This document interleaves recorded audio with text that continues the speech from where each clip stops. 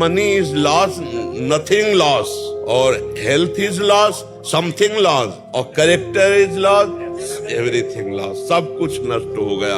और आज है उल्टा चलता है। ले, जब चरित्रहीनता होती ना तो बच्चों को ब्लैकमेल किया जाता है। बच्चे कमजोरी के कारण, क्योंकि उनका आत्मबल कमजोर हो चुका ना, वो फिर निर्णय सही नहीं ले पाते, वो अपने जीवन तक को खत्म करने की बातें सोचने लगते हैं। इसलिए कभी इस मार्ग में गलत पैर ना रखें। और माता पिता जैसा मित्र कोई है नहीं, हम आपको बता दें।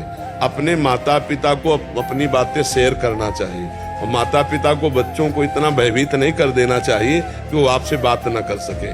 हम दोस्ती का विरोध नहीं करते, दोस्ती करो, बच्चा बच्ची से दोस्ती करे, बच्ची बच्चा से दोस्ती करे, मित्रवत खेल, हंसना बैठना उठना, चरित्रहीनता नहीं। तुम्हारा अगर दोस्त बढ़िया बन जाए तो अपने माता पिता से सलाह लेकर के उसे आजीवन का साथी बना लो। तो हमें लगता है जो आज समाज में हमारे फैल रहा है virus, girlfriend boyfriend live in relation वाला, ये बहुत हानिकारक है।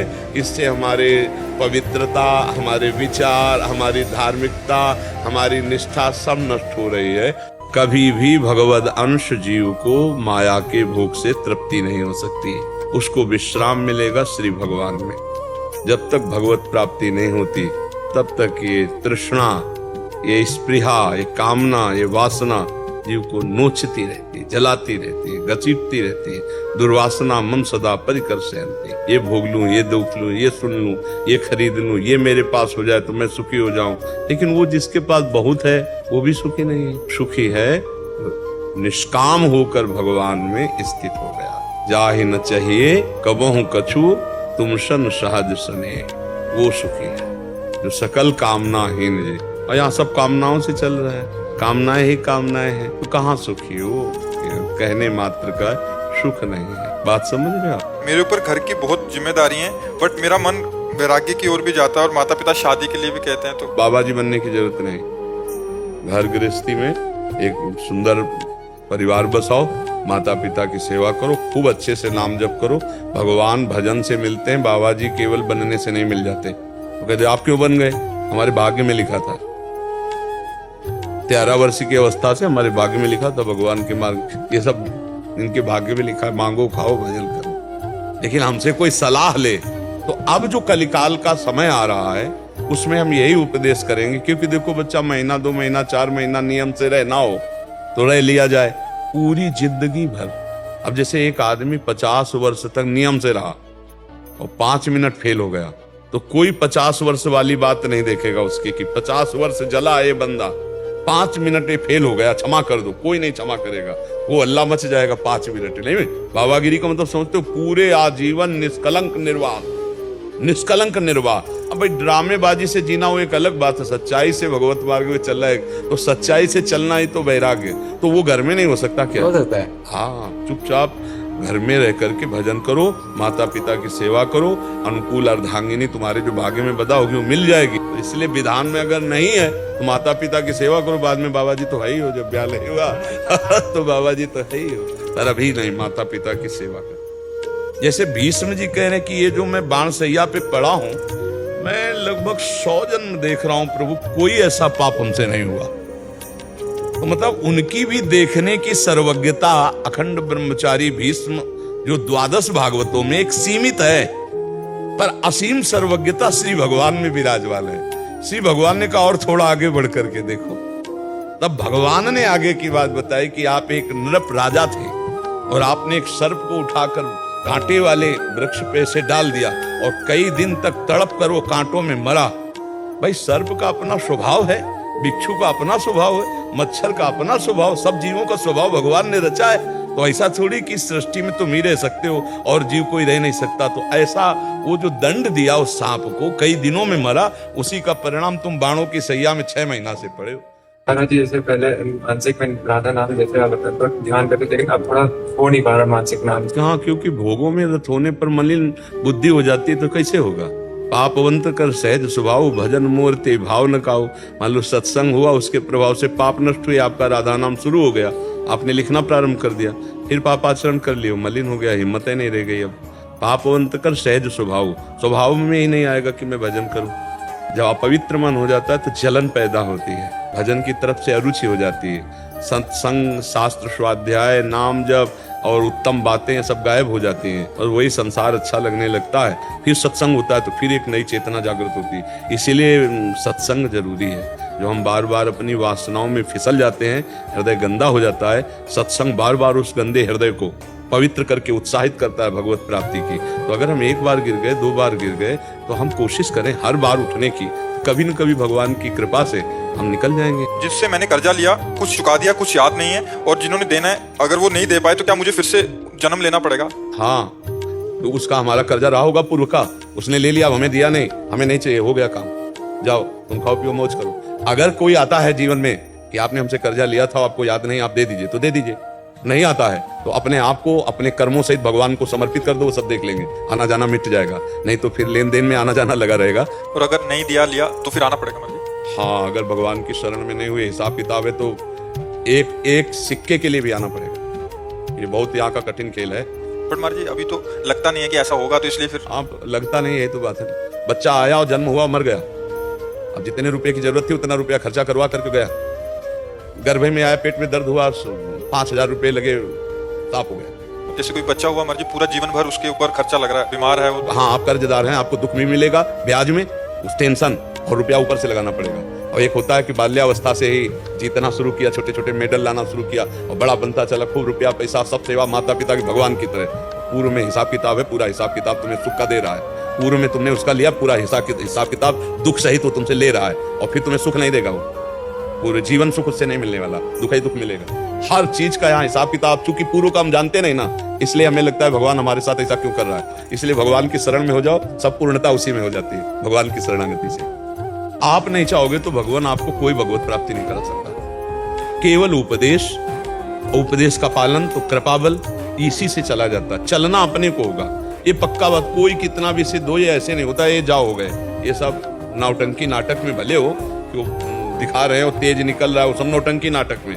सत्यता में आपको लड़ना पड़ेगा अपने मन से, सत्यता में आपको भजन करना पड़ेगा। गंदी बातें सोचना, गंदी बातें देखना, गंदी बातें बोलना, गंदी क्रियाएं करना, इनको छोड़ना पड़ेगा आपको।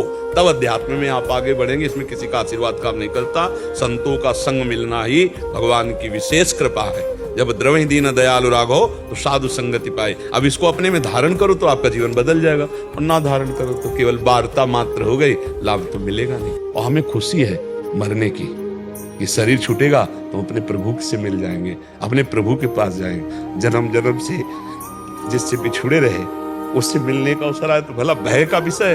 अपने जैसे विदेश से कोई अपने घर जाना हो तो उसको कहीं परेशानी आएगी क्या? वो तो उत्साहित होगा, कितनी जल्दी पहुंचो अपने घर वाले से मिल। तो अनंत जन्मों से अपने प्रभु से बिछुड़े रहे, आज हमारा मिलने का समय आ रहा है। शरीर छूटेगा, अपने श्यामाजू से मिलेंगे, अपने प्रभु से मिलेंगे, तो मरने का भी भय खत्म, तो फिर चिंता क्या रह गई? आनंद ही आनंद। इसीलिए भगवान से जब तक चित्त नहीं जुड़ेगा तब लगी कुशल न जीव, गोस्वामी तुलसीदास जी, तब लगी कुशल न जीव कहूं, सपने हूं मन विश्राम, जब लग भजत न राम को, शोक धाम तज काम। जब तक भगवान का भजन नहीं करता तब तक शोक, चिंता, भय, मृत्यु, दुख इनसे नहीं बच सकता। कुछ भी कमा ले, कुछ भी कर ले।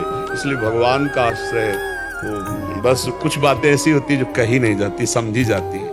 जैसे हमने आप में भगवान पहले देखा कि मेरे भगवान इस रूप में आए। अब आप हमसे घंटों बात करते रहो, हम आपसे प्यार से बात, हमें चिड़चिड़ाहट नहीं होगी यार मेरा भजन नहीं हो रहा, बेकार हमको फंसाए।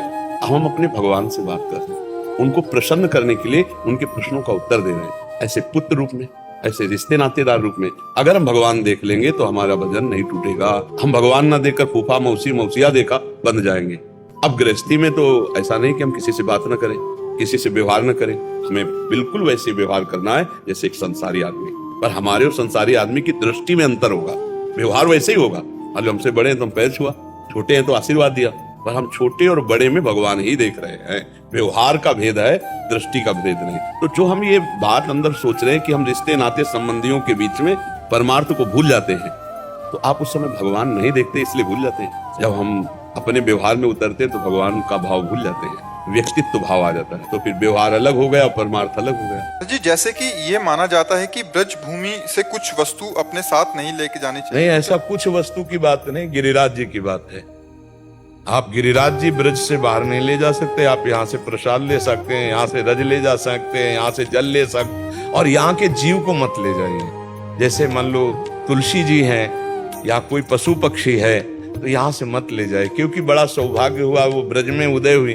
अब आप उस जीव को या उस तुलसी जी को या किसी और वृक्ष को आप बाहर ले जाए नहीं, बाहर से यहाँ लगाएं, ये उत्तम बात है। यहाँ से रज ले जा सकते हैं, यहाँ से जल ले जा सकते हैं, कुंडों का आप प्रसाद ले सकते हैं, पोशाक ले सकते हैं, मुकुट ले सकते हैं, प्रसादी ले सकते हैं। गिरिराज जी नहीं ले जा सकते, किसी जीव को नहीं ले जा सकते, मान लो कोई पशु पक्षी यहाँ से, या इस तरह जैसे तुलसी जी है, कोई लता है, तमाल है, कोई यहाँ से नहीं ले जा सकते, बाहर से लाके यहाँ लगा दीजिए। समझ रहे हैं आप जी? मैं न्यूजीलैंड से आया हूँ जी, सिर्फ एक हफ्ते के लिए, सिर्फ आपको देखने, आपका चेहरा खींच के लेकर आया वहां से। 10 दिन पहले मैं न्यूजीलैंड में घर पे बैठा था और मुझे पता नहीं था कि मैंने आपके पास जिंदगी में पहली बार वृंदावन आया हूँ। बड़ी कृपा श्री जी की। 2018 में मेरा एक्सीडेंट हो गया था जी, मेरी रीढ़ की हड्डी 8 टुकड़ों में खत्म हो गई थी, और मैं दुनिया का तीसरा इंसान हूँ जो रीढ़ की हड्डी टूटने के बाद आज आपके सामने खड़ा भी हूँ। न्यूजीलैंड में इकलौता हूँ जी। मुझे ऐसे लगता है मेरा जो ये जीवन है आज आपको मिलने के बाद सफल हो गया। ये भगवान की बड़ी कृपा है। भगवान की नाम जप करना और आनंदित रहना, ठीक है? नहीं, भगवान कर तुम अन्यथा कर तुम है वो। हाँ, वही उनका चमत्कार तो है ना। देखो बताया ना, मेरुदंड टूटने के बाद हमने भी ऐसा सुना कोई आदमी किसी काम का नहीं रह जाता। गृहस्थ मार्ग में शरीर की रुचि सजने संवरने की ना रहे, बाल कटवाने इत्यादि को शरीर के माता पिता संसारिक लोगों की तरह रहने को कहें, हमारी रुचि ना हो तो क्या करें? नहीं, गृहस्थ में अगर जाना है तो रुचि नहीं चलती। फिर आए शादी हो चुकी, फिर नाटक हो जाएगा बच्चा। वो जिस स्त्री का आपने पाणी ग्रहण लिया, पाणी ग्रहण ब्याह किया, तो पाणी ग्रहण का मतलब समझते हो ना? तो उस समय उसे बताया था क्या कि आगे हम बाल रखा के बाबा जी जैसा रहेंगे? देखो, विरक्ति का एक अलग मार्ग है, गृहस्थी का एक अलग मार्ग है। आप गृहस्थी में जटाएं रखा लें आप, तो नाटक ही माना जाएगा। विरक्त मार्ग है तो दो ही पद्धति, मुंडन करा लिया है तो बाल रखा। गृहस्थी में गृहस्थी की तरह रहो और भजन करो तो आगे निकल जाओगे। गृहस्थी में पत्नी है अच्छा, जैसे आप ऐसे धीरे धीरे बाल बढ़े तो आप बाबा जी दिखाई दोगे ना। अब आपको अपनी पत्नी को कहीं ले जाना है और आप पीछे स्कूटी में पत्नी को बैठा लें, बाहरी बाबा जी का वेश है, तंबा लगाए बाबा जी जैसे बने, तो क्या ये देखो, हंसी नहीं करेंगे?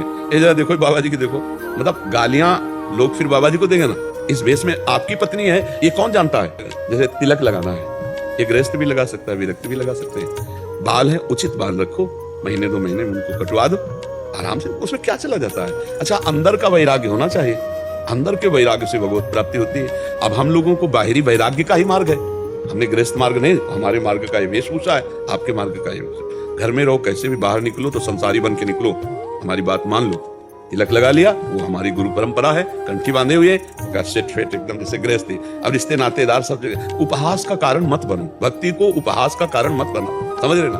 कोई प्रणाम नमस्कार करे तो उससे भी भजन जाता है। हाँ, और हमारे सुकृतों का क्षय होता है। हाँ, क्षय होता है। इसीलिए साधु के पास कुछ नहीं रहता भगवान के सिवा। निंदा करने वाले पाप ले जाते हैं, दुख भोग करके पाप नष्ट कर देते हैं। प्रणाम नमस्कार करने वाले भजन ले जाते हैं और जीवन मुक्त होकर, शुभ अशुभ दोनों से मुक्त होकर वो जीवन मुक्त भगवान को प्राप्त हो जाते हैं। इसीलिए तो संतों को चलते फिरते तीर्थराज कहा गया है, संतों को परोपकारी कहा गया है। इसीलिए तो उनके आगे सर झुकाया जाता है कि वो अपने लिए भजन नहीं करते, संसार के लिए भजन करते। भगवान का नाम और भगवान का रूप, भगवान की लीला, ये सच्चिदानंद है। हम उनके अंश हैं। उनकी इस मायाकृत लीला में हम अपने आप को भूलकर देह भाव से काम, क्रोध, लोभ, मोह, मद, मत्सर इन विकारों के अधीन होकर न जाने कितने गंदे आचरण, पापाचरण करते हैं, तो हम शोक, दुख, भय, चिंता इसको प्राप्त होते हैं। भूल करके हम माया में भ्रमित हो रहे हैं। ये जितना यहाँ से लेकर ब्रह्मलोक तक रचा हुआ सब माया में। देखो, रुपया कमा लो, पढ़ लिख के डिग्री, नौकरी, पद, लेकिन मरना है। जब शरीर ही छूट जाएगा तो फिर हमारे ये सब किस काम आएगा?